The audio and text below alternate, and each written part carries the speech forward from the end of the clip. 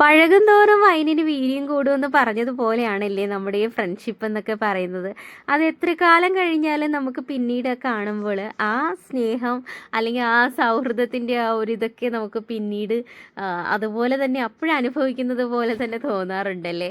അതുപോലൊരു ഫ്രണ്ടാണ് കേട്ടോ ജ്യോതി. ജ്യോതി കഴിഞ്ഞ ദിവസം ഞാൻ ജ്യോതിനെ മീറ്റ് ചെയ്യുന്നത് എൻ്റെ അനിയനെ ഞാൻ കൊണ്ടാക്കാൻ പോയപ്പോഴാണ്. അപ്പോൾ അവൻ പഠിക്കുന്നിടത്താണ് പുള്ളിക്കാരിയും പഠിക്കുന്നത്. അങ്ങനെ ജസ്റ്റ് ഇങ്ങനെ പോയി ഒന്ന് പൊക്കോണ്ടിരുന്ന ടൈമിൽ പുള്ളിക്കാരിയെ കണ്ടതാണ്. അപ്പോൾ ചോദിച്ചപ്പോഴാണ് പുള്ളിക്കാരിയും അവിടെ ഉണ്ടെന്ന് അറിയുന്നത്.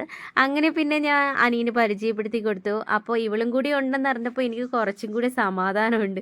ഇവനത് ഡൗട്ട്സോ കാര്യങ്ങളോ എന്തെങ്കിലും ഉണ്ടെങ്കിൽ കൂടെ ആളുണ്ടല്ലോ എന്നുള്ളൊരു ധൈര്യം കൂടെ ആയി കേട്ടോ. അപ്പോൾ നമ്മൾ രാവിലെ തന്നെ അങ്ങോട്ട് പുറപ്പെട്ടു.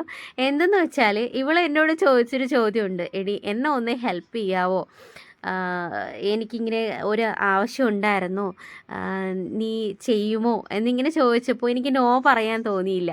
കാരണം നമ്മളെക്കൊണ്ട് പറ്റുന്നൊരു സഹായമല്ലേ നമുക്ക് ചെയ്തു കൊടുക്കാൻ പറ്റുള്ളൂ. അപ്പോൾ പുള്ളിക്കാരി എന്നോട് ചോദിച്ചൊന്ന് മോഡലായിട്ട് വരാൻ പറ്റുമോ, എനിക്കിങ്ങനെ ഒരു ഇതുണ്ട്, നീ ചെയ്യില്ലെന്ന് ചോദിച്ചു. അപ്പം നേരത്തെ ഞാൻ ചെയ്തിട്ടുള്ളത് കാരണം എനിക്ക് നോന്ന് പറയാനും പറ്റിയില്ല. പിന്നെ വീട്ടുകാരോട് ചോദിച്ചു കഴിഞ്ഞാൽ ആ ഫ്രണ്ടല്ലേ പൊക്കോ എന്ന് പറയുള്ളൂ. അപ്പോൾ അതുകൊണ്ടൊക്കെ തന്നെയാണ് ഞാൻ ഓക്കെ പറഞ്ഞത് കേട്ടോ. അങ്ങനെ ചെന്നു. പിന്നെ ഹെയർ വാഷും കാര്യങ്ങളെല്ലാം കഴിഞ്ഞിട്ട് മേക്കപ്പ് സ്റ്റാർട്ട് ചെയ്തു കേട്ടോ.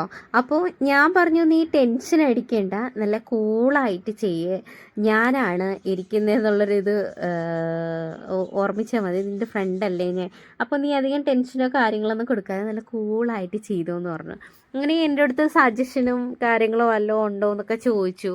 എന്നോടും കൂടി ചോദിച്ചിട്ടാണ് ഇത് മതിയോ, ആ കളർ മതിയോ, ഇത് മതിയോ എന്നൊക്കെ ചോദിച്ചിട്ടുണ്ടായിരുന്നേ.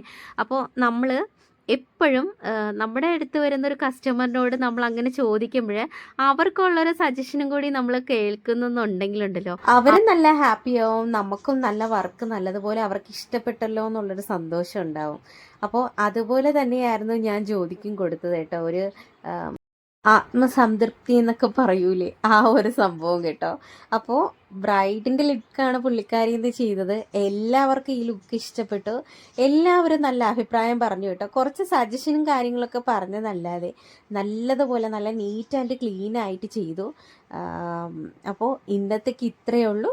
Tata bye bye, see U.